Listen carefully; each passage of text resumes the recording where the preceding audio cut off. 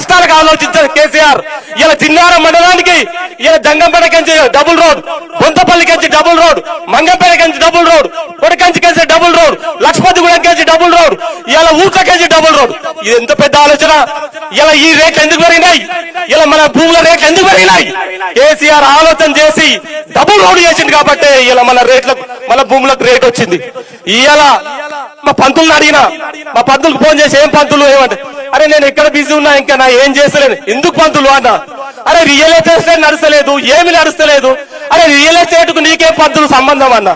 అరే నీకు తెలియదే కన్నా, రియల్ ఎస్టేట్ నడుస్తేనే అన్నిటికీ సంబంధం, మాకు కూడా సంబంధం, దుకాణదారుడికి సంబంధం, పాలోనికి సంబంధం, అందరి సంబంధం. అన్ని బంద్ అయిపోయినాయి.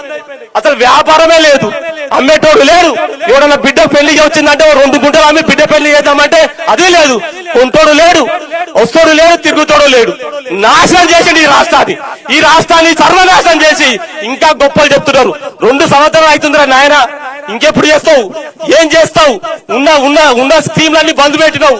ఏ స్కీము చక్కగా ఇయ్యవు, ఏ స్కీము చక్కగా రాదు. ఆ ఇండ్లు చెప్పిరు 60 గజాలే ఉండాలంట. 60 గజాల కన్నా ఎక్కువ కడితే ఇయ్యరట. 60 గజాలలో కడతాడా? సాధ్యమవుతుందా? అది ఎట్లా సాధ్యమవుతుంది? 100 గజాలు కట్టుకుంటే రేపు వాళ్ళ పిల్లలకు కూడా పనికొస్తుంది. 60 గజాలలో కడితే అది ఎవరు పనికొస్తుందా?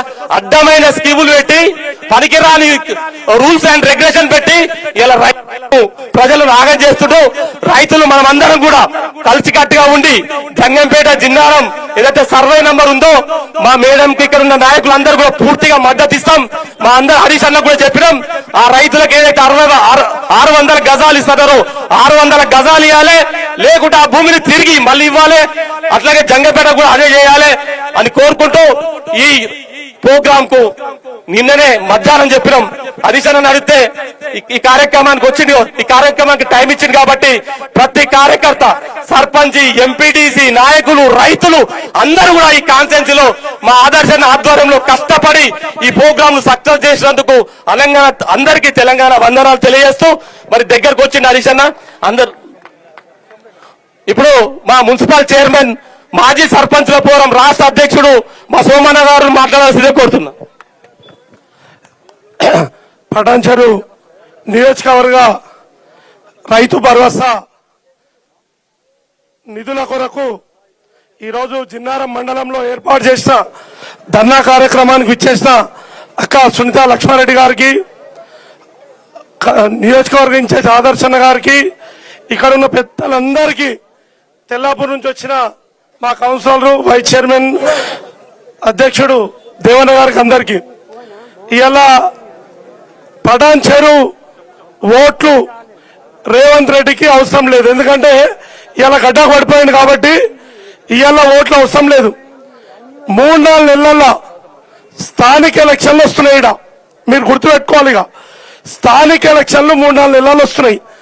ఆయన మనకు పైసలు వేస్తే ఓకే, ఆడోటు వస్తే వేస్తాం, లేదంటే అది కూడా లేదు. అది గుర్తుపెట్టుకోవాలి. 4 నెలల్లో ఎలక్షన్లు ఉన్నాయి. పటాన్చెరు అయ్యా, నీ రాహుల్ గాంధీ నాయనమ్మను గెలిపించిన జిల్లా ఈ మెదక్ జిల్లా. ఈ మెదక్ జిల్లాకు చాలా పేరుంది. మీ నాయనమ్మను ప్రధానమంత్రిని చేసిన జిల్లా, ఇక్కడ గెలిపించిన జిల్లా ఇది. నువ్వు ఈ జిల్లాలో పటాన్చెరు కాన్స్టిట్యున్సీ, మరి దీనికి నువ్వు రైతు బంధు వేయకపోతే ఎట్లా? నోరు తెరిస్తే అబద్ధం. అమ్మా, నేను 2001 వార్డు మెంబర్, సర్పంచ్ చేసిన, మున్సిపల్ చైర్మన్ చేసిన, ఇంత దరిద్రంగా 1 రూపాయి లేకుండా ఎప్పుడు పాలన చేయలే. ఇంత దరిద్రంగా 1 రూపాయి లేకుండా పాలన ఎప్పుడు కూడా చేయలే. తెల్లాపూర్ కు మున్సిపాలిటీ 121 కోటి వేసిండు, పేపర్ వచ్చింది. ఇప్పటి వరకు అందుకేనో 1 రూపాయి రాలేదు. వాళ్ళ ఖాళీ పేపర్ మీదే పైసలు. టీవీలల్లా ఇంత పొంగనాలు కొడుతున్నాడు ముఖ్యమంత్రి గారు, కానీ రియాలిటీ కిందికి పోతే ఏ పని జరుగుతలే.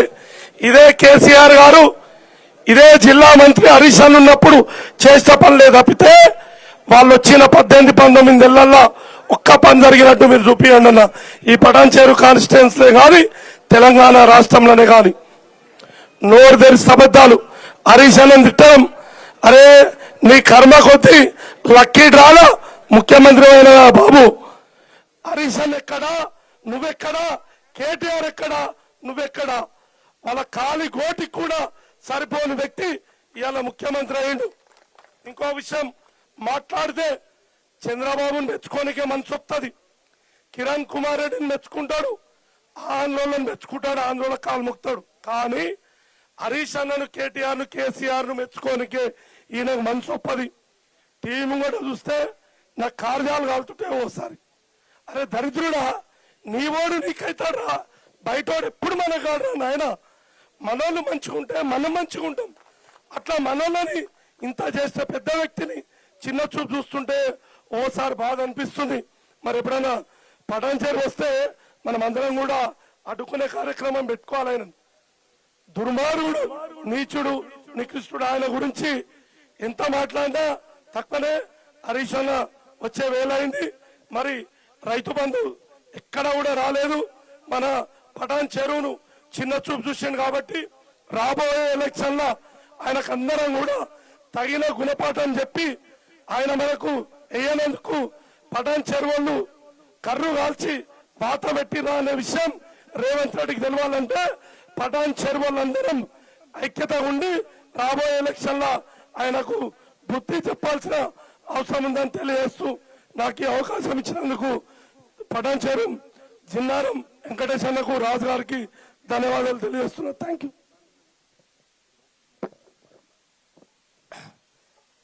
మాజీ జెడ్పీటీసీ, మాజీ ఎంపీపీ బొల్లారం చైర్మన్ బాలరెడ్డి గారు మాట్లాడాల్సింది.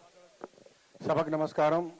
నేటి ఈ కార్యక్రమానికి ఇచ్చేసిన పెద్దలు, గౌరవనీయులు, మరి నర్సాపూర్ నియోజకవర్గ ఎమ్మెల్యే సునీత లక్ష్మారెడ్డి గారికి, మరి పొడంచేరు ఇన్ఛార్జ్ తమ్ముడు ఆదర్శ రెడ్డి గారికి, వేదిక మీద ఉన్న పెద్దలందరికీ, సర్పంచులకు, కౌన్సిలర్లకు, ఎంపీటీసీ, మాజీ ఎంపీటీసీలకు, ప్రతి ఒక్కరికి ఇక్కడికి వచ్చేసిన రైతులందరూ కూడా చేతులెత్తి నమస్కారాలు తెలియజేస్తూ, మరి ఈరోజు రైతు బంధు దాని మీద మనం ప్రోగ్రాం పెట్టుకోవడం జరిగింది.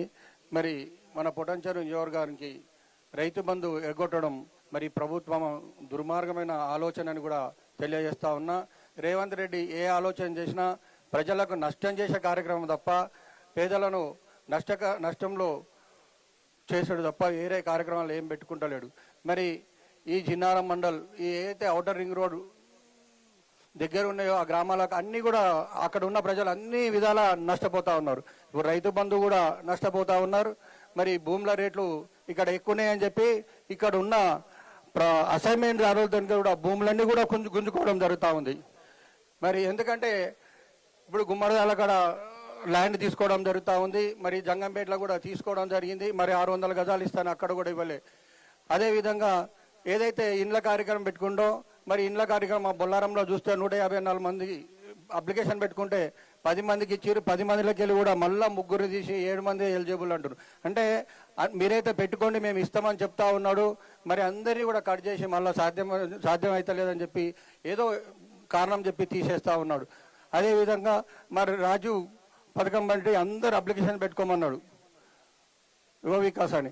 అందరూ అప్లికేషన్ పెట్టుకుంటే ఇప్పుడు లాస్ట్కు 50,000 1,00,000 ఇస్తా 2 తారీఖు అని చెప్పిండు. జూన్ 2కి ఇస్తా అన్నాడు. మళ్ళీ అది మళ్ళా డబ్బులు లేవని చెప్పేసి మళ్ళీ అవి పొడిగిస్తా ఉన్నాడు. మరి ఏ స్కీమ్ ఆయన ఏదైతే చెప్తాడో ఆ రోజు ఏది ఇవ్వడు, అదే ఇవ్వడు. ఆయన దిగిపోయేదా కూడా ఏది కూడా ఇవ్వడని కూడా సభముఖంగా తెలియజేస్తా ఉన్నా. రేవంత్ రెడ్డి గారు ఏది ఇప్పుడు అభివృద్ధి జరగలేదంటారు. ఇప్పుడు రేవంత్ రెడ్డి గారు ఎంత అప్పు చేసారో ప్రజలందరికీ తెలుసు. మరి కేసీఆర్ గారు అప్పు చేసారు అని చెప్తా ఉన్నారు.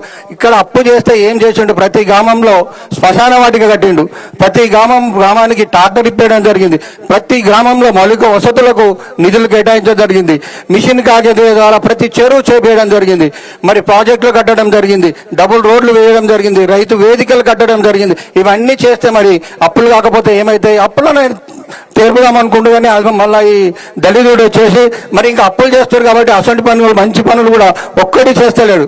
మరి 18 నెలల్లో ఏ గ్రామ పంచాయతీ కానీ ఏ మున్సిపాలిటీ కానీ ₹1 మరి ఇప్పుడే సోమన్న చెప్పడం జరిగింది. మా 3 మున్సిపాలిటీలకు ఇంచుమించు ఆ 2 మున్సిపాలిటీలకు కోటి మాకు ఒక 6 కోట్లు వచ్చినాయి. మేము ఏదో అభివృద్ధి చేస్తాం లాస్ట్ మూమెంట్లో అనుకుంటే అవేం సీనియరే ఛార్జ్ మా డబ్బులు మాకిచ్చి ఫ్రీజింగ్ పెట్టిండు. మరి మా డబ్బులను మమ్మల్ని వాడుకొని ఇక్కడ గ్రామ సర్పంచ్ ఎలక్షన్ లేకుండా గ్రామాలను కుంటబడి చేసే విధంగా ఈ ప్రభుత్వం పరిపాలిస్తోంది. కాబట్టి ఇప్పుడు రైతు బంధు వేసిండు అంటే అది నామమాత్రమే వేసిండు, అది రాబోయే స్థానిక సంస్థలను దృష్టిలో పెట్టుకొని వేసిండు. కానీ ప్రజలందరూ కూడా ఆలోచిస్తా ఉన్నారు. స్థానిక సంస్థల్లో ఈ కాంగ్రెస్ పార్టీ ఎంత మంచి అభ్యర్థి నిలబడ్డా తీసి బండ కొట్టినట్టయితేనే ఆయనకు బుద్ధి వస్తుంది తప్ప లేకపోతే ఆయనకు బుద్ధి రాదు. మరి స్థానిక సంస్థల్లో ప్రతి ఒక్కరు కూడా మరి కష్టపడి మనం పార్టీకి బలపరిచిన బీఆర్ఎస్ పార్టీని గెలిపించుకున్నట్టయితే మెజారిటీ సీట్లు వచ్చినట్టయితే ఆయన దిగిపోయేది ఖాయం. స్థానికంగా ఇప్పుడు ఎంపీటీసో జెడ్పీటీసో ఎలక్షన్ పెడితే మనకి 25-26 జిల్లా పరిషత్లు వచ్చినాయనుకో వాళ్ళ పార్టీని గుంజేస్తారు. ఇక తెల్లారి నుంచి ఆయన తీసి ఇంకోటి ఎక్కుదామని చూస్తాడు. అందుకే స్థానిక సంస్థల ఎలక్షన్ కు భయపడతా ఉన్నాడు.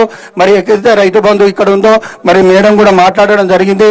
మరి పోరాడి అసెంబ్లీలో పోరాడి మరి అధికారులతో మాట్లాడి ఇక్కడ ఉన్న అందరికీ కూడా రైతు బంధు వచ్చే విధంగా కృషి చేస్తారని తెలియజేసుకుంటూ సెలవు తీసుకుంటాం.